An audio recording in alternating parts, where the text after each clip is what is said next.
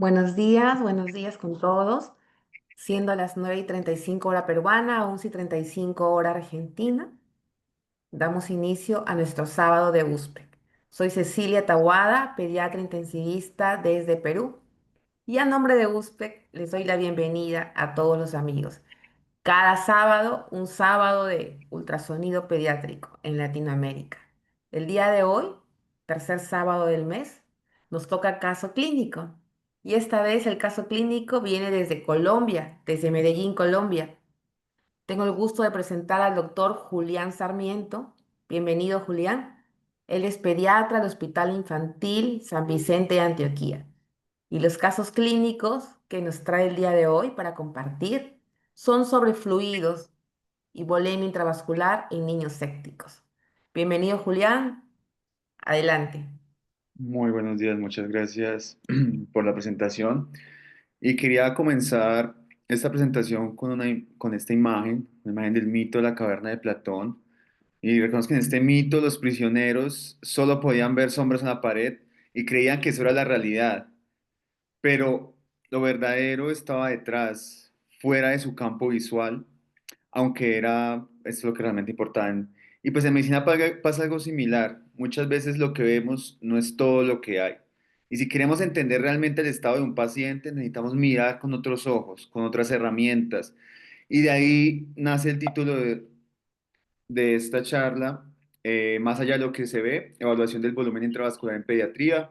Vamos a hablar a propósito de tres casos clínicos que tuve en el servicio de urgencias. Mi nombre es Julián Sarmiento, yo soy médico pediatra de la Universidad de Antioquia.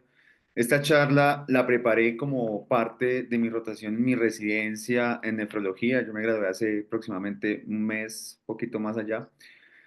Y en esta rotación fue un espacio que me permitió acercarme con más profundidad a este tema que considero fascinante y muy relevante en la práctica clínica diaria.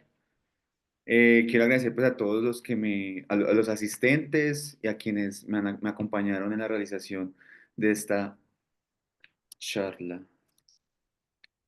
Espera un momentico, qué pena. Sí se me está escuchando. Sí, Julián, se te escucha. Y estamos viendo tu diapositiva inicial. Ah, ok. Se me había como trabado, pero bueno, listo. Entonces, empecemos pues conociendo de dónde soy, de acá, de Colombia. Y pues para empezar a hablar de Colombia aquí, me gustaría pues iniciar con la majestuosa cordillera de los Andes, la columna vertebral de América del Sur que nace en la Patagonia y recorre 7.000 kilómetros hasta llegar acá a mi país. Aquí en Colombia ocurre algo único y muy bonito, y es que los Andes se dividen en tres ramas, formando la cordillera oriental, la central y la occidental, definiendo todo nuestro paisaje, cultura y forma de ver la vida. En medio de esas montañas, tenemos aquí Antioquia, la que está acá señalada, y aquí entonces está influida por la cordillera central y la cordillera occidental. Y entonces para aquí el antioqueño, crecer entre montañas ha significado aprender a adaptarse, a crear caminos en terrenos muy difíciles. Y ya si nos vamos adentrando, aquí vemos pues está la cordillera central y acá está la cordillera occidental separados por el río Cauca. Este es un terreno, un departamento muy montañoso como pueden ver, y si nos vamos adentrando, llegamos entonces al valle, a este gran valle, el Valle de Aburrá. Recibe su nombre por los aburráes, quien fue el pueblo indígena que habitó la zona y quienes a su vez dieron el nombre de Río Medellín. Y allí, rodeado de montañas en ese inmenso valle, está Medellín, la ciudad en la que les estoy hablando en estos momentos. Medellín es muy conocida por muchas cosas, entre ellas es conocida por la ciudad de la eterna primavera, y cada año se viste de colores en la Feria de Flores. En la corazón de la ciudad está el Museo de Antioquia y la Plaza Botero, una plaza hermosa, es un museo del arte al aire libre, donde las esculturas del maestro Fernando Botero, oriundo de acá de Antioquia y acá de Colombia, gran maestro de maestros, ícono en nuestro país. Él con sus obras que nos invita a ver la realidad con otras proporciones, con una nueva perspectiva. Botero nos recuerda que el arte puede cambiar la manera en cómo pues vemos el mundo. Y no solo, pues, no solo el arte, sino que también está, pues, también está el arte de la música que nos conecta con el mundo de aquí. Entonces, Juanes, con su mensaje de paz y esperanza, y ahora más reciente, pues, grandes exponentes de música como Karol G, J Balvin, entre otros, han llevado a Medellín y a Colombia a escenarios y a instancias internacionales. Me quedan faltando mil y un artistas de aquí, pero esos eran como los que quería traer. Y ya nos vamos adentrando mucho más y vemos entonces acá el Hospital Infantil San Vicente Fundación. Este es un referente en Antioquia y Colombia con más de 60 años de tradición. Es un centro de alta complejidad. Allí combina siempre la ciencia, la innovación, la humanidad. Ha sido pionero en, por ejemplo, en neurocirugía pediátrica. Es el único en el país con un tratamiento integral, por ejemplo, de espina bífida. Además, es un hospital en el que se manejan las enfermedades más complejas de la infancia, desde el cáncer hasta cardiopatías congénitas, enfermedades renales, entre otras. Allí fue donde yo me formé, pasé 3 años maravillosos y quien acá especialmente a mis compañeros, quienes son los que me han motivado y me acompañaron en este largo proceso. Y a todos mis profesores, mis referentes, especialmente mis profesores de la unidad de cuidados intensivos, quienes sembraron en mí esa semillita de la pasión por la ecografía del pie de la cama y el cuidado crítico de POCUS. Y pues bueno, ahora sí entrando en materia, vamos a empezar con el caso clínico. Entonces tenemos a Camilo, estos casos los vi precisamente, como había dicho, en mi rotonefro, los vi en urgencias. Vamos a situar acá entonces en este escenario. Tenemos a Camilo, él es un niño de 12 años, tiene antecedente de una enfermedad renal crónica por una nefritis lúpica, está en hemodiálisis martes, jueves y sábado. Y él además tiene un antecedente de unas más alérgicas, manejo controlador con budesonida, más formoterol, es adherente al tratamiento. Aquí hay que ubicarnos, por ejemplo, en que estamos, es un lunes. ¿Por qué es importante esta aclaración? Solo vimos el paciente en un lunes, porque es que el paciente lleva un cuadro clínico de 5 días de fiebre subjetiva asociado a tos húmeda, rinorrea, malestar desde hace 3 días. Pues malestar, perdón, y desde hace 3 días empezó con diarrea acuosa, han sido más de 10 diarias, además de meses, en las últimas 12 horas ha tenido 6 episodios, y acá lo importante es que él se sintió muy mal y ese sábado no asistió a la última diálisis, vamos 5 días sin diálisis, y además pues no ha tenido como tal otro síntoma asociado. Al momento de evaluarlo lo encontramos en aceptables condiciones, está febril 38,2, está con una frecuencia cardíaca de 110, respiratoria de 20, saturación 95, una presión sobre el percentil 50. Encontramos mucosas secas, un murmullo conservado, no tenía soples, el abdomen tenía algo de palpación profunda, sobre todo el marco cólico, y tenía un llenado capilar de 2 segundos. Además, llamativo, tenía un edema en ambos miembros inferiores, el cual el paciente notó que ha ido, pues que ha estado más intenso o progresando en los últimos días. Se tomó entonces esta radiografía, entonces aquí como tal no, pues vemos una radiografía, un paciente muy característico como pues muy asmático, en realidad pues sí tiene como algo de esos patrones muy intersticiales, pero no pareciera que fuera pues no encontramos derrames ni signos de, de sobrecarga en esta radiografía. Entonces vamos acá a tomar este paciente y paralelamente vamos a trasladarnos y también nos llegó al servicio de urgencias. Andrés es un niño de 9 años, acá perdón, quiero hacer la aclaración, los nombres obviamente fueron cambiados, no son los originales. Entonces tenemos a Andrés, un niño de 9 años, quien es un paciente también, pues un paciente previamente sano, pero lleva 3 días de evolución con fiebre, tos y empezó a tener una disnea que ha ido progresando, por lo cual lo motivó a consultar. Ha tenido además retracciones intercostales y al ingreso, y pues llegó acá al hospital y al ingreso estaba en regulares condiciones. Tenía una respiratoria de 32, cardíaca de 140 y si vemos la presión estaba por debajo de la sistólica del percentil 5. Tenía además crépitos de predominio en base derecha, perdón, a la izquierda, sin otros hallazgos al examen físico. En ese momento se decidió pasar un bolo de cristaloide a 20 cc kilogramo y tuvimos una mejoría de la presión arterial. El paciente nos tocó dejarlo en reanimación debido a que en ese momento la UCI estaba llena y no había forma de poderle ingresar. Entonces, ¿qué pasó? El paciente aparentemente había respondido al líquido, sin embargo, a las 2 horas nuevamente somos llamados por el servicio de enfermería por aumento del malestar. Además, refería aumento de su disnea y persistía la fiebre. Volvió a tener una presión que cayó por debajo del percentil 5, estaba taquicárdico, la saturación al límite y aún febril. Encontramos como nuevo, además de lo anterior, frialdad distal y un llenado capilar de 2 segundos. Le tomamos en esos momentos paraclínicos, encontramos unos leucos en 16.500 a expensa de neutrófilos y unas plaquetas en 500.000, además de una PCR en 9 miligramos por decilitro. Unos gases con una evidencia de una acidosis metabólica con un lactato que está un poquito aumentado. Y vemos aquí en la radiografía que entonces también tenía aquí en el derecho un patrón un poquito más intersticial, sin embargo acá en el izquierdo tenemos totalmente borramiento de la silueta cardíaca, no vemos acá el diafragma y nos hace entonces acá sospechar que pues, nuestro paciente estaba cursando con una neumonía. Y entonces aquí con estos dos pacientes que tenemos de urgencias, en el servicio de urgencias. Entonces tenemos a estos dos pacientes, Andrés y Camilo de 12 años. Ya vimos a Camilo sus condiciones y a Andrés sus condiciones. Y yo en ese momento como residente, obviamente me preguntaban como, bueno, entonces en estos momentos estamos, pues Camilo está con una sobrecarga o está con una hipovolemia. Y Andrés, ¿será que con los líquidos lo sobrecargamos? ¿Sigue requiriendo líquidos? ¿Qué bolo vamos a usar? ¿El de 10 o 20 cc? ¿Será que Andrés sí respondió de verdad o no respondió? ¿Será que Andrés va a requerir de más bolos o hasta cuándo los sigo suministrando? Camilo, ¿será que me aguanta unos bolos? Esas fueron las preguntas, las cuales fueron las que motivaron esta charla inicialmente. Y no, y pues también no, estos ocurren el mismo día, pero esa misma noche, ya ahorita vamos a retomar un poco más adelante sobre estos dos pacienticos, pero entonces también tenemos a Isabela de 10 años, esto fue en la unidad de cuidados especiales, ingresó remitida de otra institución. Ella tiene un diagnóstico de un síndrome nefrótico corticosensible, no recibe tratamiento desde hace 15 días, tuvo problemas con su aseguradora y no ha podido recibir el tratamiento. Y empezó hace 7 días con edema facial que ya ha ido progresando y hace 3 días está en anasarca. Además, desde hoy ha tenido emesis, un dolor abdominal difuso, una fiebre que ha sido subjetiva, y si bien la madre nota que ha disminuido un poco su gasto urinario, no, pues no se ha contabilizado como tal.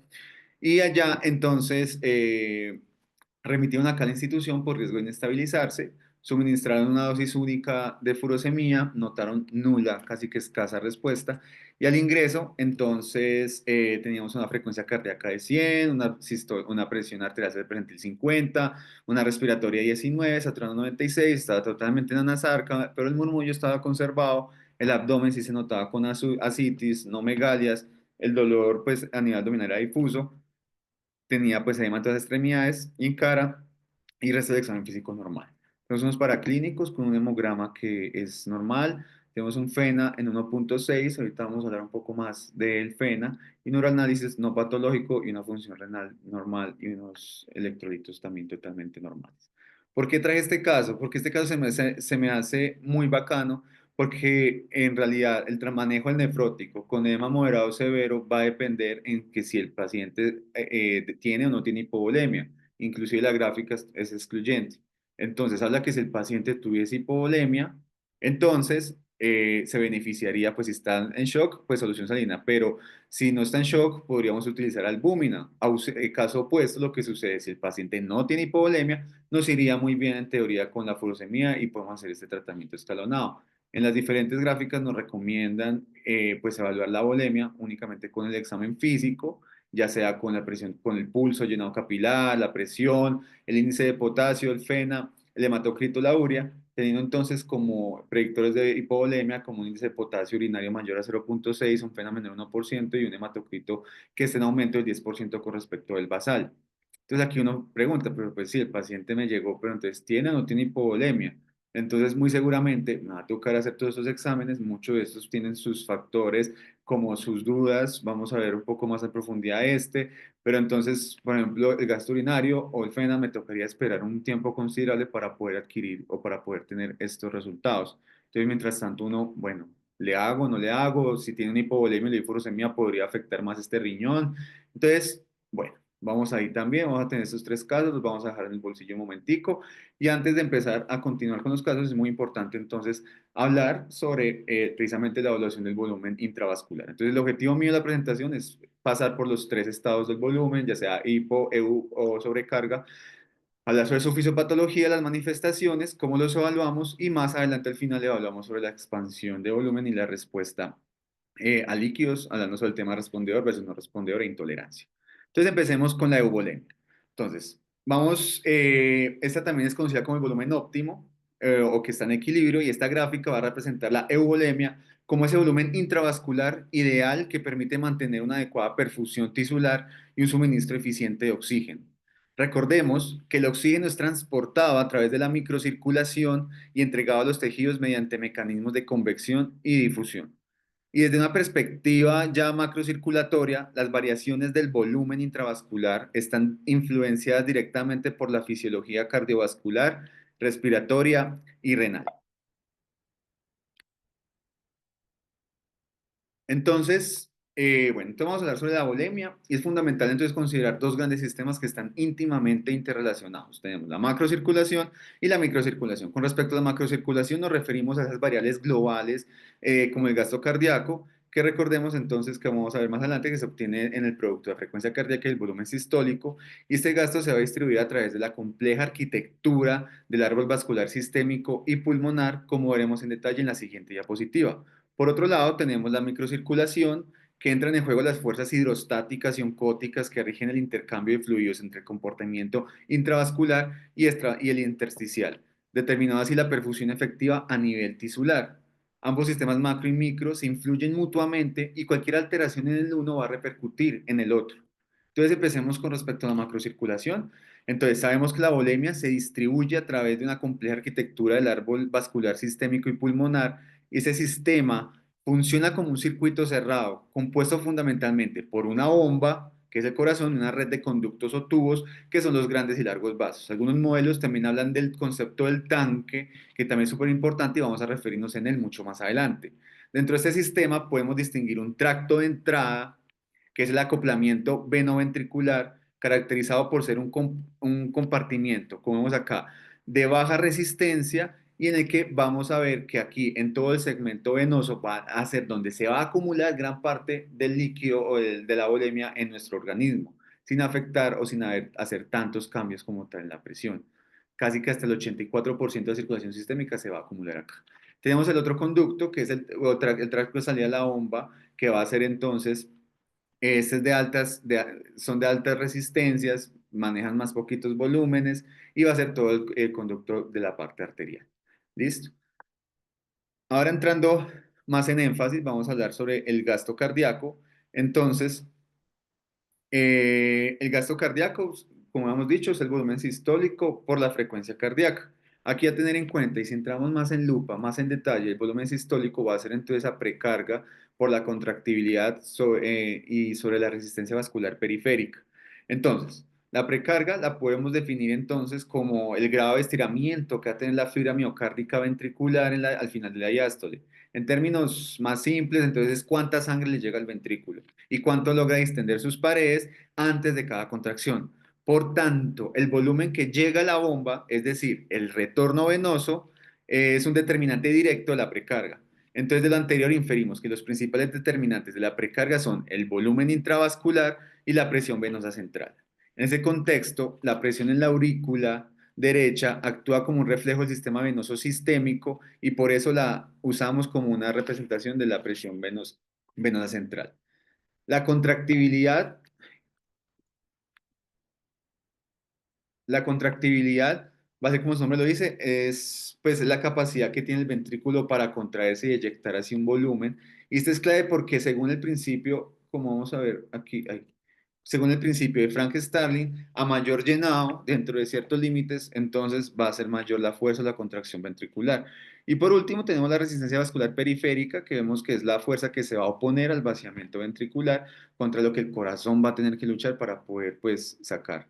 Este entonces va a estar determinado principalmente por el tono arteriolar, por todo el complejo de las arteriolas, los capilares, y estos son los que van a determinar principalmente la resistencia vascular periférica, y asimismo son los que van a determinar la circulación sistémica de nuestros pacientes. Vemos cómo este va a estar intrínsecamente correlacionado entre sí. Continuando con la microcirculación, acá entonces las fuerzas hidrostáticas y coloidosmóticas van a determinar el fluido a través de la membrana capilar y la presión oncótica capilar, entonces sabemos que es la que evita que la salida del plasma y la presión hidrostática favorece la salida. En el lado del intersticio tenemos la presión y la hídrica intersticial que evita que haya salida del plasma capilar y la presión oncótica que es la que trata de chupar, de jalar y sostiene el líquido en el intersticio. Entonces, lo que representa acá la ley de Frank-Starling presente en la microvasculatura va a ser muy útil para entender en la transición arteriola capilar cómo se produce la filtración del líquido y asimismo a medida que va pasando todo el capilar y vamos llegando más hacia el extremo venoso, va disminuyendo la presión hidrostática capilar y lo que va a hacer es que va a favorecer la reabsorción, aumentándome entonces así pues la reabsorción y aquí pudiéndome jalar ya sea CO2 o productos de desecho del intersticio y asimismo pues se va a conectar con todo el sistema venoso. ¿Qué pasa? Cuando, por ejemplo, hay una sobrecarga hídrica, entonces el equilibrio se va a correr a la izquierda, disminuyendo la tasa de filtración y asimismo pudiendo afectar, por ejemplo, la entrega de oxígeno o de nutrientes a los diferentes microorganismos, a los diferentes tejidos. Por eso es tan importante tener en cuenta esto. Y también las arteriolas van a responder según las necesidades tisulares, según la disponibilidad de oxígeno y nutrientes y según la acumulación de CO2 y otros productos de desecho. Lo que va a hacer es controlar el flujo local, generando vasoconstricción o vasodilatación, mediado por el sistema nervioso autónomo, las diferentes hormonas, y lo que me va a hacer es una acumulación de volemia postcapilar. Y asimismo me va a afectar el volumen venoso de la precarga. Aquí en cuanto a la parte renal, entonces el volumen de líquido extracelular se determina principalmente por ese equilibrio que hay entre la ingesta y la eliminación de agua y sal, ya que los cambios en el contenido de cloruro de sodio en el líquido extracelular suelen provocar cambios paralelos en el volumen del mismo. Entonces, aquí va a estar influido principalmente la tasa de filtración glomerular. Tenemos acá la fracción de filtración, que va a ser ese ultrafiltrado de plasma que va a llegar a la cápsula de Bowman. Recordemos que este es finita, entonces así como la hipovolemia me puede afectar esa tasa, esa fracción de filtración, disminuyéndome la tasa de filtración glomerular, también la hipervolemia, la sobrecarga me va a sobresaturar esta cápsula de Bowman, disminuyéndome asimismo también la fracción de filtración y aumentándome la tasa, disminuyendo la tasa de filtración glomerular. También tenemos el flujo plasmático renal, que va a ser la parte del plasma que va a poderse filtrar, va a poder llegar acá, entonces va a depender mucho del hematocrito. Y la reabsorción tubular, que va a depender de factores hemodinámicos, principalmente el balance túbulo-glomerular, el volumen renal efectivo, muy importante, especialmente en hipovolemia, y va a ser la potencia en que va a absorber el sodio, porque cuando hay hipovolemia el riñón se vuelve hambriento y comienza a recoger más y más sodio. Y la natriuresis, que es lo opuesto, que es lo que me va a favorecer eliminación de sodio y mayor eliminación de agua por los riñones. Continuando entonces, vamos a hablar de la sobrecarga. Entonces, aquí cuando hay sobrecarga del volumen, como hemos visto, va a producir desplazamiento del equilibrio hacia la izquierda, lo cual va a aumentar la reabsorción venular, pero de forma progresiva esto lleva a una menor filtración arteriolar, reduciendo así la entrega efectiva de oxígeno y nutrientes de los tejidos. Entonces, antes de que aparezcan los signos clínicos evidentes de sobrecarga, entonces va a comenzar a acumularse y acumularse volumen aquí en el sistema venoso, aumentando entonces la presión venosa central. Esto entonces la vamos a poder, pues va a poder aumentar, van a haber cambios dinámicos en la vena cava inferior, que es la que podemos inicialmente medir. Y esto entonces de forma más tardía, al momento entonces vemos acá de aumentar el volumen en la región arterial, en la parte acá en la aorta, entonces vemos que aquí en esta parte del sistema arterial no son tan tolerantes, pues no va a acumular tanto volumen y esto lo que va a hacer es aumentar la presión a medida que aumenta el volumen y que lo vamos a ver manifestado con pues con aumento de la presión arterial. Ahora bien, tenemos aquí en esta gráfica la cantidad de volumen extracelular en el eje de la X y en el eje de la Y la cantidad de volumen en la sangre. Vemos que puede aumentar el volumen de sangre, pero el volumen extracelular hay un momento en el que pues permanece o casi no cambia, cambia muy poquito. Y eso es debido al sistema linfático, el cual me va a servir de drenaje, pero eso también es un sistema saturable. Y antes de que entonces comience a haber acúmulo y comience a generar edema, ya se tuvo que haber saturado el sistema linfático. Entonces, los signos de sobrecarga, vamos a ver entonces edema, hepatosplenomegalia, o por ejemplo, aquí ya retomando el concepto del tanque, entonces acá se va a acumular acá en todo el tanque, ya sea pues hígado, vaso o en la piel, o también muy importante en el pulmón. En el pulmón también va a poder haber acúmulo de agua en los alvéolos, generando entonces edema pulmonar, me va a manifestar con tos, se va a desaturar el paciente, mayor sensación de asfixia, mayor sensación de disnea, en la radiografía vamos a encontrar entonces, el patrón clásico, con cefalización del flujo o el narcos de mariposa también. y vemos entonces acá los signos clásicos de edema pulmonar. Tenemos también otra forma de evaluarlo y es que si aumenta el volumen, el agua corporal total, entonces el paciente va a aumentar de peso. ¿Y cómo vamos entonces hacer este seguimiento? Entonces el peso que tiene actualmente el paciente menos con el que ingresó sobre el peso del ingreso me va a dar un porcentaje y de acuerdo a ese podemos saber qué tanta sobrecarga va a tener. O también podemos hacerlo sobre lo que el ingresos menos los egresos sobre el peso del ingreso por 100 también me va a orientar sobre cómo ha sido entonces el balance que ha tenido nuestro paciente. ¿Y por qué es tan importante precisamente hablar de sobrecarga? Porque es que se ha visto que aumenta la mortalidad. Y acá tenemos entonces esta revisión sistemática con metaanálisis en la que evaluaban la sobrecarga de líquidos y la mortalidad de niños con sepsis. Vemos entonces que se tomaron 9 estudios observacionales, casi que 2.300 niños con sepsis hospitalizados en la UCI, y evaluaron como una variable dicotómica más del 10% de sobrecarga. Ellos, para evaluar el 10%, entonces hicieron la fórmula de ingresos menos egresos con el peso al ingreso, y el objetivo principal era evaluar la morbimortalidad. ¿Qué pasó? Se encontró que la mortalidad, las personas que tenían sobrecarga tenían una hasta 5 veces más probable de desarrollar pues, el evento, la muerte, y los pacientes con una ventilación mecánica tenían hasta 4,78 veces más de llegar a ventilación mecánica. Miren esos intervalos de confianza tan grandes, inclusive hasta 14 veces podría ser en el peor de los casos. O sea que miren cómo aumenta la mortalidad al momento de cada vez que se sobrecarga más el paciente. Obviamente ese estudio tiene muchas limitaciones, especialmente porque pues obviamente solo se enfocaron en sepsis, excluyó politrauma y quemados. Se tomó la variable del 10% como una variable dicotómica, pero entonces no se evaluó como el efecto acumulado. Y los estudios, acordemos que pues el OR me indica asociación, pero no causalidad. Pero acá nos va como orientando de que hey, toca pararle bolas a este estudio, a la sobrecarga, porque los pacientes se nos pueden complicar más. Entonces, ¿cómo vamos a hacer la evaluación? Entonces, ya vimos la parte clínica y vamos a ver entonces cómo podemos hacerlo. Vimos que la parte clínica para que se manifieste tuvo que haberse saturado un montón de mecanismos contrarreguladores, pero podemos evaluarlo inclusive antes de que se generen los síntomas. Una de estas vamos a evaluar cómo va a ser la presión de la vena cava inferior, la presión venosa sistémica, y lo otro es para evaluar cómo va a ser el tanque. El punto clásico para evaluar el volumen extravascular va a ser el pulmón. Y pues también podemos hacer el estómago, pero principalmente podemos hacer el pulmón. Y para evaluar el volumen intravascular o la presión intravascular, vamos a evaluar con la vena cava inferior o podemos utilizar el protocolo Vexus, que ahorita voy a hablar un poco más de este en profundidad. Empecemos hablando con el volumen extravascular. Entonces, vamos a hacer una ecografía pulmonar. Aquí esto es subjetivo sobre qué tan difícil es hacer. En realidad, una ecografía pulmonar no es nada difícil, inclusive hasta 20, 25 ecografías es la curva que uno más o menos ve en los estudios para poder pues, tener una muy buena curva. Y recordemos que la ecografía pulmonar me va a evaluar qué tan aireado está el pulmón. Tenemos entonces las clásicas líneas A y el movimiento en el cual me habla que es un pulmón que está lleno de aire y aquí en las bases entonces el movimiento, el signo de la persiana y aquí entonces pues ver una adecuación a presión y ver que entonces hay un adecuado movimiento a nivel del diafragma. Mira que hay un pulmón 100% aireado.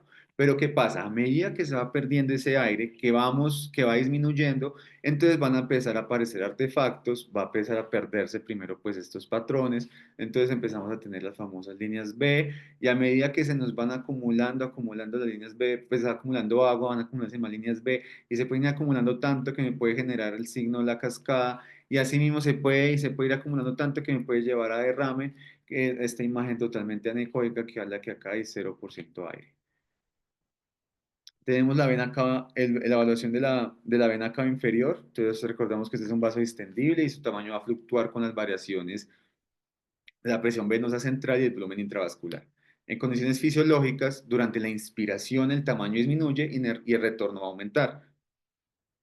Entonces tenemos que el diámetro está muy estudiado en adultos, que tiene más de 2 centímetros, pero en pediatría la evidencia es más limitada. Obviamente, de acuerdo a la edad, va a variar el diámetro. Hay varios estudios, ahí te muestro pues como las diferentes mediciones, pero pues va a variar en pediatría en general. Aquí uno que podemos utilizar muy bien, especialmente, es la colapsabilidad, que es el diámetro máximo menos el mínimo sobre el máximo por 100 y en caso de que me dé menos del 50%, quiere decir que no se está colapsando bien, me habla de que posiblemente haya una sobrecarga.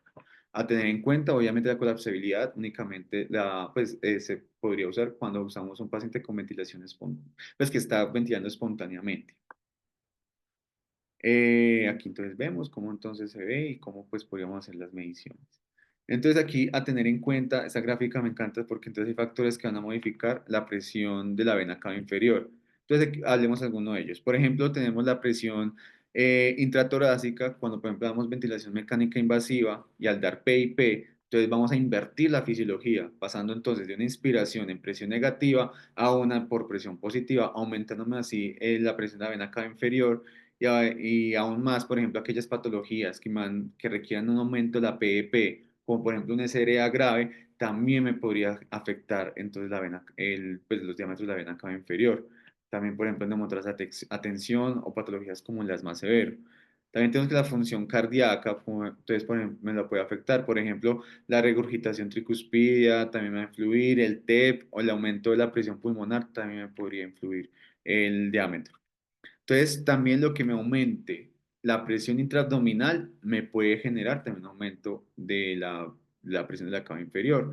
O también tener en cuenta la compliance, especialmente esos niños delgaditos, son más elásticos y tienen más compliance, lo cual también podría generar errores en la medición. En cuanto a ventilación mecánica, utilizamos el índice de distensibilidad. Acá utilizamos el diámetro máximo menos el mínimo sobre el mínimo por 100. Y me hablan que si tiene, este no es tan buen predictor para, por ejemplo, para sobrecarga, pero me puede orientar. Si tiene, por ejemplo, menos del 18%, me habla que posiblemente hay una sobrecarga. Aún inclusive, pues hay que tener presente que valores inclusive de 0% podría estar afectado por otras variables. Sin embargo, si bien no es un buen predictor de sobrecarga, también en niños hay muy pocos estudios en este. Pero puede ser un muy buen acompañante al momento de yo estar evaluando a estos pacientes. Aquí entonces tenemos los diferentes percentiles por edad que podemos tener en cuenta al momento de evaluar la vena cava inferior, que no voy a hacer mucho énfasis en este por condiciones de tiempo. Ahora vamos a ver, ahí está el Vexus. Entonces, el Vexus es un protocolo que ha cogido cada vez más auge, que busca proporcionar una evaluación más compleja de la congestión venosa. Fue escrita inicialmente por Bauvien, perdón mi pronunciación si no es así. A partir, entonces, se hizo con un análisis post-hoc que relacionaba los parámetros y clasificaba entonces el riesgo de desarrollar insuficiencia renal aguda en pacientes que fueron sometidos a cirugía cardíaca. Entonces, lo chévere de este protocolo es que permite evaluar múltiples localizaciones de la congestión venosa, como la cava inferior, las venas hepáticas, las venas porta y la intrarrenal. Entonces, al evaluar la congestión en estas múltiples localizaciones me va a dar un puntaje y este cada vez ha cobrado más popularidad para proporcionar una evaluación mucho más compleja y sistémica.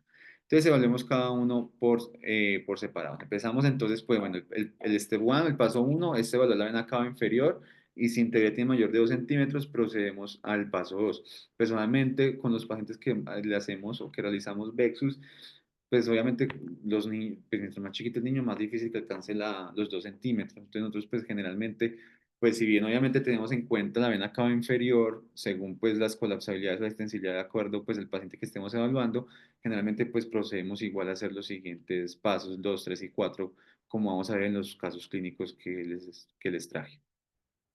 Entonces tenemos la vena hepática.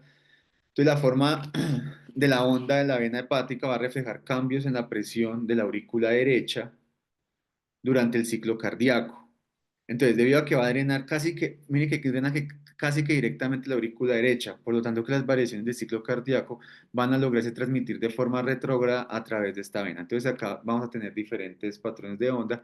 Tenemos acá entonces la forma, pues la onda A, esa es la primera onda que podemos ver, es la onda retrógrada principal. Entonces esa se va a ver cuando la aurícula se contrae y empuja entonces la sangre hacia atrás. Esta es la onda que es más positiva. Y tenemos entonces siguiente, que es la onda S, que es que corresponde al cierre de la válvula tricúspide y la contracción del ventrículo derecho. Acá, ¿qué pasa? La aurícula derecha se relaja, va a disminuir su presión y lo que va a hacer es a jalar o lo que yo llamo succión o chupa sangre de la cava inferior hacia la aurícula derecha. Esto lo hace con mucho más presión en la diástole, entonces por eso la onda S va a ser más grande que la onda D, que esta va a corresponder al llenado del ventrículo derecho al inicio de la diástole. ¿Y qué va a pasar? El paso de la sangre de la aurícula derecha al ventrículo derecho va a crear lo mismo, una presión negativa, lo cual va a permitir succionar la sangre de la vena cava inferior y asimismo me va a generar este patrón de onda de qué pasa. Mientras más acúmulo se vaya viendo, entonces van a ir cambiando las morfologías. Entonces, a considerar en situaciones normales, la onda A siempre es positiva, la S y la D siempre son negativas en condiciones normales y la S va a ser mayor en longitud que la D. Entonces, tenemos aquí es donde pues recomendamos, pues donde en realidad pues se busca o se podría tomar, hacer la ecografía al momento de evaluar. Y tenemos aquí los diferentes ya patrones con el Doppler pulsado. ¿Qué vamos a ver en la sobrecarga? Entonces, a medida que se va acumulando líquido, va quedando más líquido restante en la aurícula derecha, la presión con la que succiona va a ser mucho menor, lo cual va a hacer que la onda S sea mucho más, se vaya cortando mucho más e inclusive llegue hasta niveles de que la onda S va a ser igual a la onda D. Entonces, eso va a ocurrir inicialmente. O puede ocurrir que inclusive al final de la diástole quede tanta sangre que entonces me aumente la presión y la onda D vaya a ser mucho mayor que la onda S. Y ya en situaciones en las que hay sobrecarga severa, entonces la onda S, la aurícula derecha, su presión va a ser mayor durante la sístole que en la vena hepática, por lo que la sangre va a regurgitar o va a influir hacia atrás generándome una onda S positiva. Tenemos la vena porta, es a transportar sangre del tracto gastrointestinal, el vaso y el hígado, y su flujo es, en situaciones normales es totalmente continuo, anterógrado y no pulsátil, ya que el lecho capilar hepático y el sinusoide son como un filtro que me va a permitir atenuar las variaciones de la presión proveniente de circulación sistémica y puede haber algo de variación respiratoria. Su alteración indica que entonces hay congestión y que ha transmitido a nivel hepático, afectando así la perfusión portal, por ende la hepática y renal por efecto cardiorrenal. Entonces, cuando hay reducción del flujo sistólico, ¿qué va a pasar? Me va a generar entonces una congestión, dejando entonces este patrón que es continuo y volviéndolo un poco más sinusoidal. Mientras más intenso sea este patrón, más pues va a ser el grado de congestión. Y para objetivizar esta variación, si utilizamos entonces el índice de pulsatividad, que es el cálculo de la velocidad máxima de flujo menos la velocidad mínima de flujo, máxima, mínima, sobre la máxima por 100, y tenemos un IP mayor de 30%, me habla entonces de congestión hepática. Y a medida que va aumentando, entonces, pues el IP me habla de mayor grado de congestión hepática. Seguimos con la vena renal. Personalmente, este es el que más brega me ha dado, que se me hace un poco, pues se me hace más difícil de poder sacar, pero es también de los que son muy discientes. Entonces, tenemos acá las venas renales. Recordemos que estas van a drenar desde los riñones hacia la vena cava inferior y me va a reflejar un gradiente de presión estable también en el riñón, que va a empezar en el riñón, cava inferior, aurícula derecha. En situaciones normales, su flujo es monofásico, es continuo, anterógrado y poco pulsátil. Como están tan pegadas la vena y la arteria, entonces pues vamos a ver dos tipos de ondas, una anterógrada y otra retrógrada. Entonces, en la imagen Doppler vamos a buscar los vasos interlobales y las venas y arterias, pues como van a pulsar simultáneamente, entonces hay que tener presente este. La congestión, vamos a ver que cuando aumenta la presión de la venosa central, entonces va a aumentar la presión de la vena cava inferior, aumenta la presión de las venas renales, asimismo genera una disminución de la tasa de filtración glomerular, lo que hemos hablado, pudiendo desarrollar insuficiencia renal aguda. Entonces, en estos pacientes, a medida que se va perdiendo esta congestión o se va perdiendo, pues este pulso más lineal, se va generando entonces, pudiendo diferenciar la sístole y la diástole, dando flujos bifásicos o inclusive en situaciones más congestivas monofásicos, me va a hablar el grado de congestión a nivel renal. Según entonces los niveles que tengamos, vamos a poder clasificar el Vexus en grado 0, 1, 2 o 3, de acuerdo pues a qué tan normal o anormal sea la congestión. Entonces, continuando, vamos a hablar sobre la hipovolemia en este. Entonces, tenemos que hay varios tipos de hipovolemia. Tenemos pues que está esta normovolemia, la hipovolemia absoluta, que es menor cantidad de sangre circulante por un espacio vascular determinado, es que sucede en la deshidratación o la hemorragia, o la hipovolemia relativa, que es menor cantidad de sangre circulante por un aumento en el espacio extravascular por vasodilatación sistémica, ya sea en piel o músculos, lo que se ve, por ejemplo, en hipoxia, se ve en sepsis, en afilaxia, entre otros.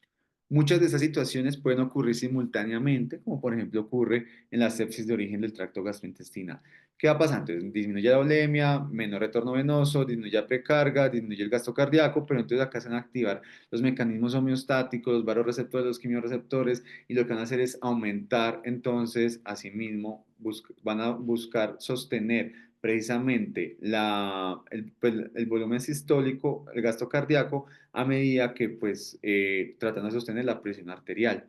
Entonces vemos, por ejemplo, cómo los valores de presión arterial inclusive pueden permanecer normales a pesar de que ya hay un gasto cardíaco alterado, estos no se van a ver alterados de forma inmediata.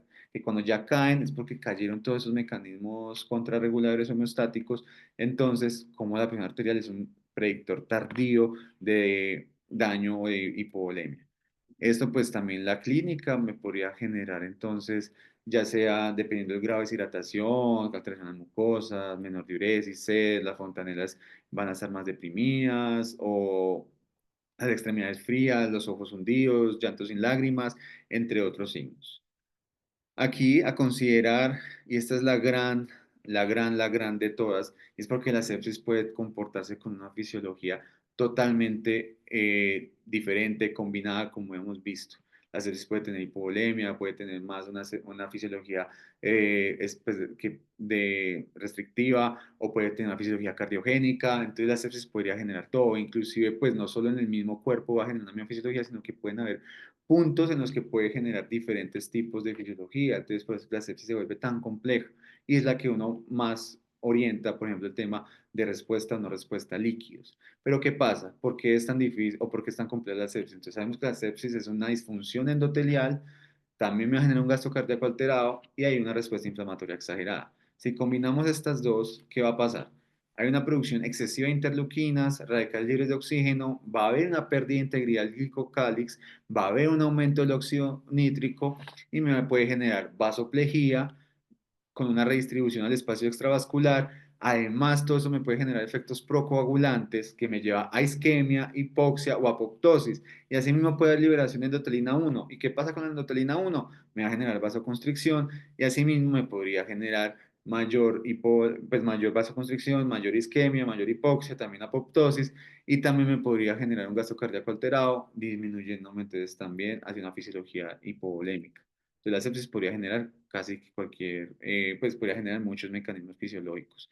Entonces, es por eso que acá tan importante tener en cuenta sobre la evaluación del volumen intravascular, porque, por ejemplo, en caso de estar vasopléjico, si yo le doy líquidos, lo que va a hacer es mayor redistribución del espacio extravascular, generando mayor daño en los pacientes.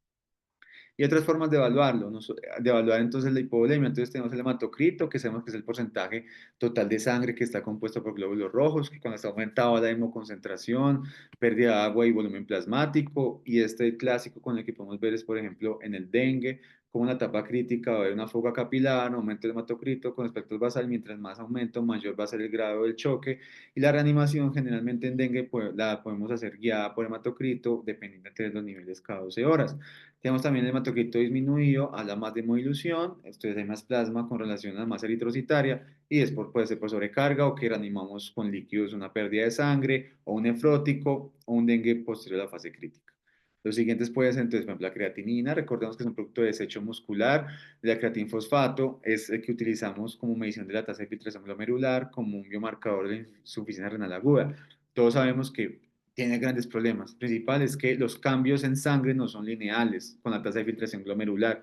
Vemos que para que haya un aumento de la creatinina ya tuvo que haberse perdido casi que el 50% de tasa de filtración glomerular. Y los pacientes con diálisis la va a eliminar y no es tan buena para el seguimiento. Sus niveles van a variar según la edad, el sexo, la dieta, la masa muscular, el estado nutricional y el estado de hidratación. Tenemos el boom y la relación, el boom que es la concentración de nitrógeno ureico en sangre, este también proviene de metabolismo de proteínas, y este lo que pasa es que va a haber un aumento en la reabsorción de solutos en la nefrona en el túbulo proximal. El aumento del boom sin ira puede ser por los esteroides, la NPT, catabolismo y hemorragia del tracto gastrointestinal. Y cuando combinamos los dos, el boom, la relación boom-creatinina, lo normal de 10 a 20, o pues cuando es mayor de 20 hablamos de que hay un daño prerrenal. Si hay algún nefrólogo, perdón, yo sé que ya este término pues casi no está en uso, pero es muy diciente y es muy chévere para poderlo estudiar, más fácil de poderlo estudiar.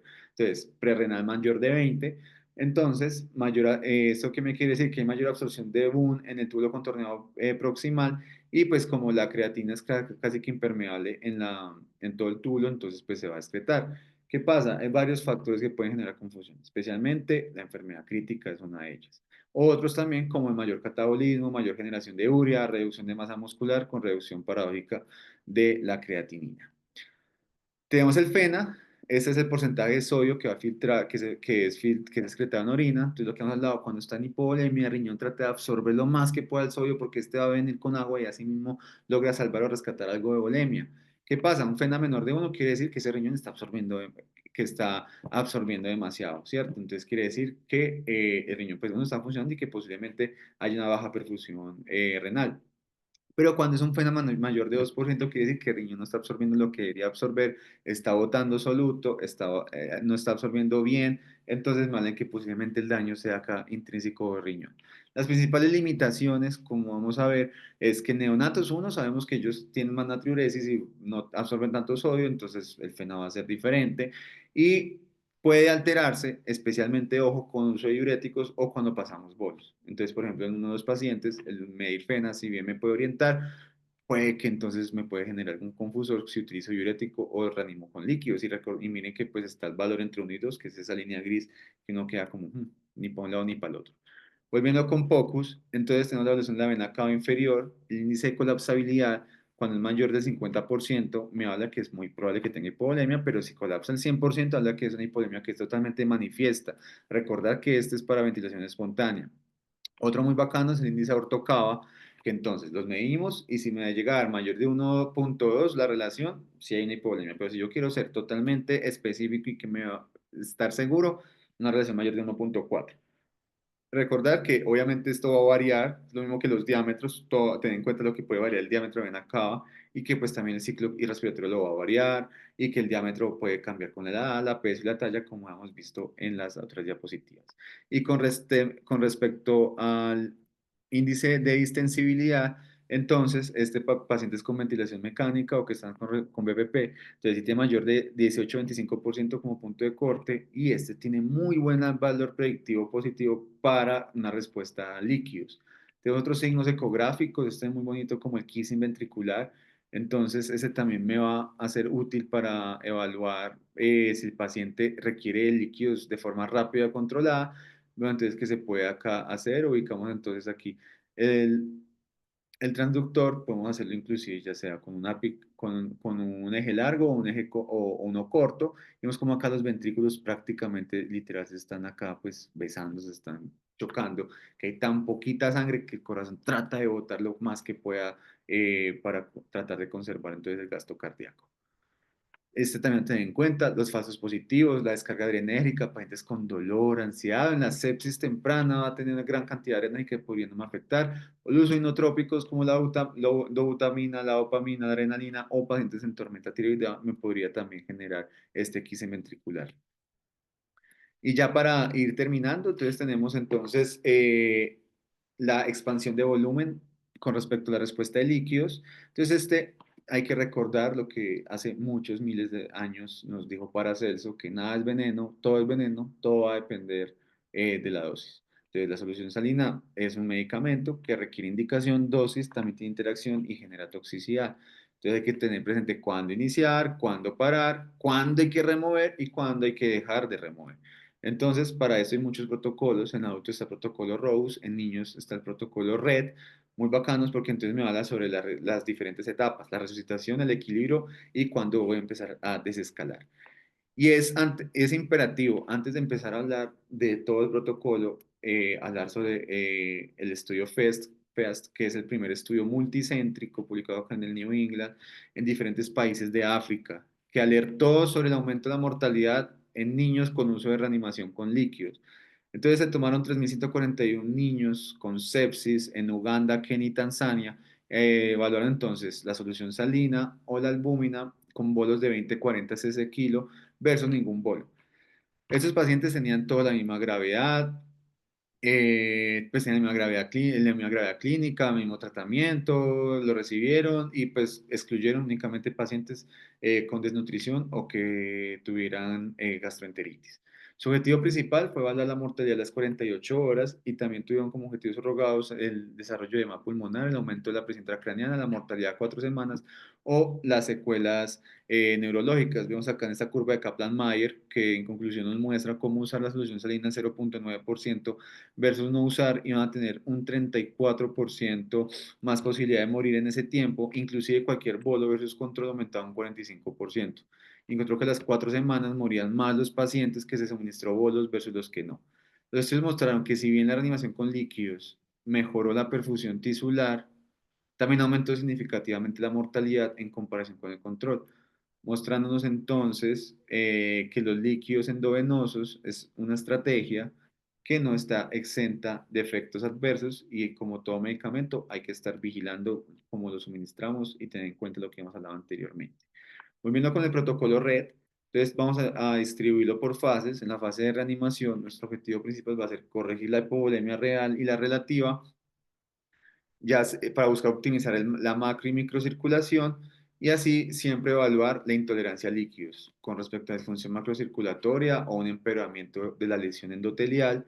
Y recordar que pues, los líquidos cuando los aplicamos en bolos podríamos generar la endoteliopatía inducida por choque, que lo que va a hacer es que ese líquido va a barrer el glicocálix, me va a alterar la perfusión, me genera más activación endotelial y también podría generar más pérdida hacia el espacio extracelular, aumentando, dañándome más, pues generándome más enfermedad. La parte del equilibrio, nuestro objetivo va a ser precisamente mantener ese equilibrio, ese equilibrio hemodinámico, tanto a nivel macro como a micro.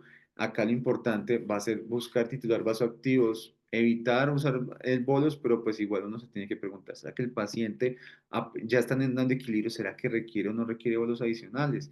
Entonces aquí cuando nos tenemos que preguntar, ¿el paciente será tolerante o no a líquidos? ¿Será que me va a responder o no me va a responder a líquidos? Y acá es muy importante la determinación clínica y ecográfica. Siempre monitorizar, además de lo que estamos suministrando, esos líquidos ocultos en los que vienen medicamentos, la sangre o los que usamos para mantener la permeabilidad de las venas. Y recordar que por cada 10 ese, ese kilo que aumente, que haya en exceso de líquido, me puede aumentar la mortalidad en 1%. Entonces, con la reanimación hídrica, eso es un método que es totalmente dinámico, esto va a ir cambiando. Entonces, tenemos pacientes que en hipovolemia pueden ser respondedores y que asimismo se puedan volver después no respondedores porque los sobrecargamos, los pacientes con sobrecarga que son totalmente intolerantes y que ya en otro momento pueden llegar a ser tolerantes. Eso es totalmente dinámico. Entonces, ya sabemos que no todos los pacientes con inestabilidad hemodinámica van a necesitar líquidos, que entonces hay otras causas que lo pueden generar. Por ejemplo, una causa obstructiva neumotórax, un taponamiento cardíaco, esos pacientes no van a necesitar líquidos. Pero, por ejemplo, pacientes con disfunción ventricular o con vasoplejía también hay que ser muy cautos con ellos. Entonces, con respecto a los pacientes que son intolerantes, entonces son los que me pueden llevar a edema pulmonar, hipertensión intraabdominal, lesión renal aguda. Y para respondernos si es paciente tolerante o no a líquidos, es que preguntarnos si habrá o no mejoría con respecto al gasto cardíaco. Y esto entonces tomando la curva, tomando entonces acá está la gráfica de Starling, entonces tenemos que si yo suministro un líquido, si el paciente depende de volemia, o sea, lo que le faltan líquidos, si yo le doy líquido, quiere decir que se va a contraer el corazón, va a mejorar la volemia, el volumen sistólico. Pero si el paciente está inestable hemodinámicamente y yo suministro líquidos y miren que si no llega a haber ningún cambio, quiere decir que es que su volumen está, pues su volumen está, lo que el problema no es de volumen. Hay otro problema, entonces es mejor reorientar el esfuerzo, reorientar la terapia, por ejemplo, empezando a titular de forma temprana los vasoactivos. Entonces, con respecto a la intolerancia, entonces tenemos que empezamos de líneas B difusas. A medida que tengamos línea B, si tenemos línea B difusa, me habla que pues hay aumento de líquido en el intersticio, especialmente en el pulmón, y un versus grado 2 me habla que esos pacientes son totalmente intolerantes. Por ejemplo, pacientes con cardiopatías o pacientes renales que tienen líneas B difusas de base, entonces, por ejemplo, habla que si llegan a haber aumentos en el patrón, en que pues se tiene, digamos, 3, 4 líneas B difusas, y llegan a aumentar más de estas que tenía previamente, entonces habla también de que posiblemente sean intolerantes, entonces ellos también hay que tenerlo presente. Con respecto al tema de responder o no respondedor, la verdad, pues eso daría para una charla prácticamente entera. Entonces voy a hablar, o va a ser una pincelada más bien por encima, y es precisamente hablar sobre esos desafíos, esos challenges que uno utiliza para ver cómo es la precarga.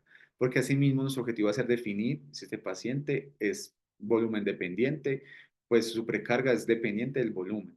Entonces hay varias formas. Tenemos la elevación pasiva de piernas, tenemos un paciente a 45 grados, después lo ponemos, lo acostamos totalmente y elevamos las piernas. Y eso lo que va a hacer es que va a simular de forma endógena una carga de volumen y va a movilizar entonces el volumen que da acá en las piernas, acá al tórax, generándome entonces, pues sí, como un bolito endógeno, digo yo.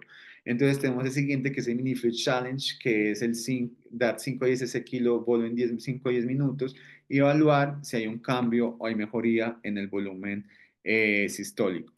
Entonces, ¿cómo sabemos? Entonces, si hay un cambio en el gasto cardíaco, más del 10%, que lo vamos a medir con el BTI, que ya ahorita vamos a hablar un poco más de este, me habla entonces que el paciente respondió de líquidos.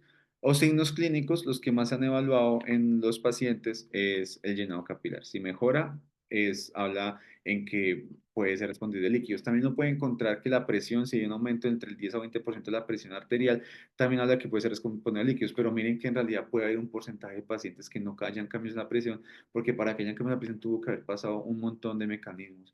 Entonces, pues también se puede utilizar, también está escrito, pero el que mejor es entonces acá el uso del BTI. Entonces, ¿qué es el BTI? El BTI va a medir entonces esa distancia que recorre la sangre durante un latido cardíaco en una determinada región del corazón, especialmente del tracto de salida del ventrículo izquierdo. En otras palabras, lo que uno evalúa es el área bajo la curva de la velocidad del flujo durante la sístole. Se expresa en centímetros y es proporcional al volumen sistólico. Entonces acá vamos a tomar un transductor sectorial, obtenemos acá una vista apical 5 cámaras, colocamos el Doppler pulsado en el tracto de salida del ventrículo izquierdo, justo antecitos de la válvula aorta, y se alinea el haz en paralelo y se activa entonces acá el modo Doppler, registramos la onda de velocidad sistólica y entonces el sistema nos va a trazar la onda y aquí podemos entonces calcular el BTI. ¿Listo? Otro también muy bueno que podemos utilizar es el índice de extensibilidad, como habíamos visto anteriormente. Entonces, cuando tiene una extensibilidad mayor del 18 al 25%, tiene muy buen valor predictivo positivo para un paciente que va a ser responder de líquidos, al igual que aquí sin ventricular. Inclusive, muestra que es superior en aquellos pacientes en los que se utilizaría, por ejemplo, la variación de la presión de pulso que también podríamos utilizar en pacientes intubados, pero pues sabemos que para poder, pues para que sea confiable requiere requiere de mucha cosa, requiere que esté el paciente entonces muy sedado, que esté relajado, entonces es más difícil de poderlo llevar a la práctica. Pues son pacientes muy específicos, cambio que con índice de extensibilidad me va a hacer mucho mejor. Entonces, volviendo ahora sí con nuestros pacientes, y ya ahora sí para terminar, recordemos a Camilito que tiene nuestra enfermedad diarreica aguda, más una enfermedad renal crónica terminal. A él se le hizo una ecografía pulmonar, mostró entonces que era una ecografía totalmente normal, e inclusive hicimos la vena cava inferior y encontramos una colapsabilidad casi que del 100%. Vemos que este es un paciente que va a responder muy bien a fluidos, este se le puso, se le hizo una reanimación y se le puso se le puso líquidos, se hizo, pues se le manejó la diarrea, la emesis, y el paciente al cabo de 2 o 3 días se pudo haber sido de alta. Obviamente, previo a eso se le hizo pues todo el soporte dialítico sin ningún problema después. Y el paciente pues pudo ser de alta sin ninguna complicación.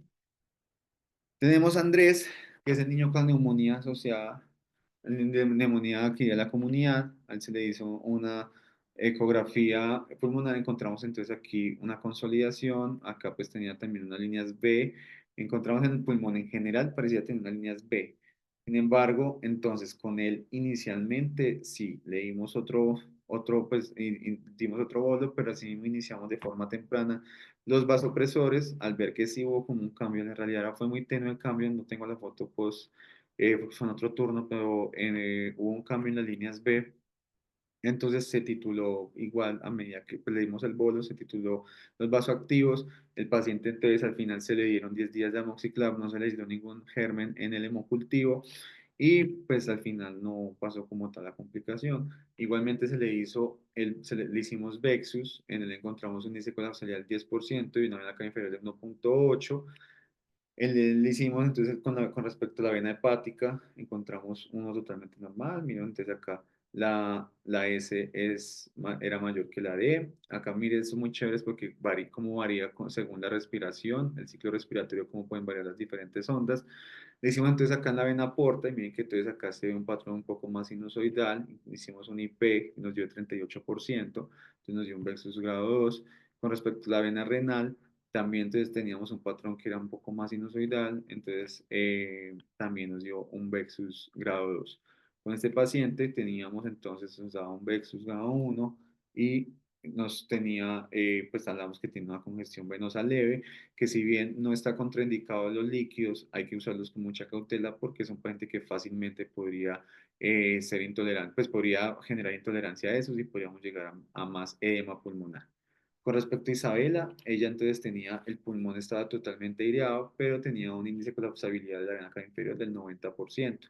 Con ella entonces definimos que era una paciente que estaba más hacia la hipovolemia, si bien no estaba en choque, la orientamos entonces como un paciente totalmente en anasarca, más el dolor abdominal, que estaba con una hipovolemia, y le iniciamos albúmina a 1 gramo kilogramo, continuamos con furosemía, y la paciente después, acabó más o menos de 3 o 4 días, fue mejorando su edema, mejoró al día siguiente inclusive su gasto urinario, y pues empezamos de una vez los esteroides con ella, y mejoró.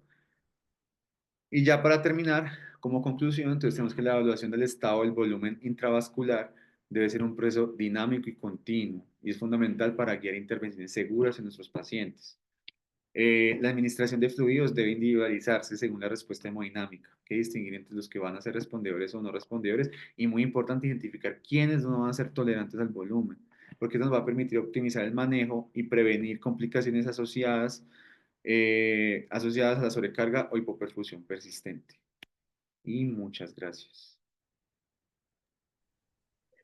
Ok, gracias, Julián, por el repaso de la revisión sobre la bulimia en estos pacientitos.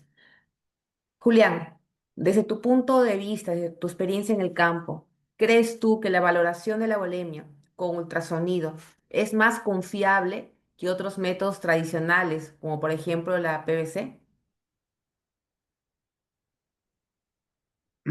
Pues con respecto a, qué pena, me repito, o sea, evaluar la volemia es más confiable que utilizar, ¿qué? Perdón. Evaluar la bulimia con Ajá. ultrasonido es mucho más confiable que evaluar la bulimia con métodos más tradicionales. Ok. Listo.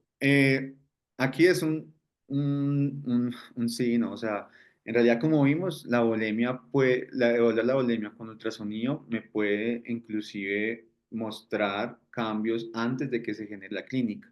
Pero otra cosa que tener en cuenta el diferente tipo, pues el paciente con el que estamos nosotros viendo. Hay que tener en cuenta que la semiología siempre va a seguir siendo fundamental para identificar la inestabilidad hemodinámica, que si bien el POCUS es supremamente valioso porque me va a agregar esa información objetiva sobre la precarga, la contractibilidad, la congestión venosa, en ese escenario lo más seguro entonces no va a ser únicamente con la clínica, pues excluir, no son mutuamente excluyentes, ni la clínica ni la ecografía, sino que ambos de forma complementaria, teniendo en cuenta también muy importante la fisiología, me van a permitir hacer una evaluación más integral y orientada y personalizada a nuestro paciente. Claro que sí, ¿no? La clínica siempre está a nuestra mano como primera herramienta y el ultrasonido nos complementa la valoración integral del paciente. Tengo unas preguntas para ti, Julián. En un paciente pediátrico con sepsis que presenta signos clínicos de hipoperfusión, pero que en ecografía se documentan hallazgos de intolerancia a líquidos, ¿cómo debería integrarse la semiología con el POCUS y así tomar la decisión más segura en este paciente? La paciente con sepsis que está con intolerancia a líquidos y que está con hipoperfusión. Fue que te entendí. Es que no sé si usted me escucha, perdón si se está escuchando un poquito. A ver. Sí, sí te escuchamos. Sí, la pregunta es, paciente pediátrico con sepsis que Ajá, presenta signos clínicos de baja perfusión, pero ok, al ya. hacerle la ecografía se evidencian hallazgos de intolerancia a líquidos. ¿Cuál sería la conducta más apropiada para tomar la decisión más segura en este niño. Ya, gracias, ya ahora sí. Eh, Algo muy importante es o sea, lo que ahorita se está migrando es que ya los bolos no es una receta de cocina que paciente hipotenso, paciente hipoperfundido igual a bolo, no necesariamente, que precisamente ya están esos nuevos conceptos de intolerancia a líquidos, que el poner bolo, bolo, bolo, lo que vamos a generar más complicación. Aquí inclusive, partiendo entonces para poder generar una mejor, pues poder ayudar, pues poder responder a estos mecanismos de hipovolemia, sería una titulación temprana de vasoactivos para sí mismo poder responder pues, a poder ayudar a esa hipoperfusión sistémica. Más que empezar líquido, líquido, líquido, precisamente la ecografía me ayuda, hey, no, calmar con los líquidos, no necesariamente hay que darlos de una, podemos empezar titulando vasoactivos de forma temprana. Ok, gracias. Entonces, como vemos, la ecografía nos guía, nos orienta una estrategia terapéutica dirigida a objetivos, ¿verdad? Que se complementa con la parte clínica. Y justamente tengo otra pregunta asociada al contexto anterior. Dice, a la luz de la evidencia reciente sobre asociación entre sobrecarga hídrica y mayor mortalidad en UCI, deberíamos entonces reconsiderar el enfoque típico de administrar bolos de líquidos en todos los niños con inestabilidad hemodinámica, priorizando así una reanimación más individualizada. Sí, Eh, totalmente. No, o sea, ya los líquidos, inclusive hemos estado migrando a, ya no son bolos de 20, 40 bultos, sino que eh, ya vamos individualizando según el paciente, según su condición, según su estabilidad de base, inclusive ya estamos buscando, pues se está dando retos más chiquitos y aquí muy importante es individualizarlo y la estrategia con ecografía me va a permitir precisamente esa terapia individualizada y orientada a un mejor, pues a un mejor, a unos mejores beneficios al paciente de forma directa. Gracias. Y así es, ¿no? Felizmente tenemos la ecografía a la mano, a pie de cama del paciente, que nos permite guiar nuestra respuesta, nuestras metas y nuestros objetivos. Muy bien, no sé si hay alguna pregunta del grupo. Si no hay preguntas, Julián, te agradezco por el repaso que nos has hecho sobre te mandan saludos. Leslie Figueroa de Argentina. Tenemos a David Pascual de México también. Tenemos a Rielka de República Dominicana, ¿no? Todos amigos de USPE, sábado a sábado. Gracias por tu participación y por el repaso, poco a poco, secuencialmente, de evaluación de la bulimia en estos niñitos críticos. Te agradezco Vale. mucho y hasta pronto. Gracias a todos por su presencia y nos vemos en otro sábado de USPE. Creo que tengo acá un saludo para ti. Dice Lilia Zaval. Excelente, muchas gracias. Ujú. Saludos. Te mandan Gracias. saludos de otros lugares de Latinoamérica. Muy bien, Julián, te felicito. Gracias por tu participación. Y a todos ustedes, invitarlos una vez más cada sábado de USPEC, ¿no? Todos los sábados en la mañana, según los horarios distintos de nuestros países. Un saludo intensivo desde Perú para toda Latinoamérica. Gracias, Julián. Hasta luego. Hasta pronto. Gracias.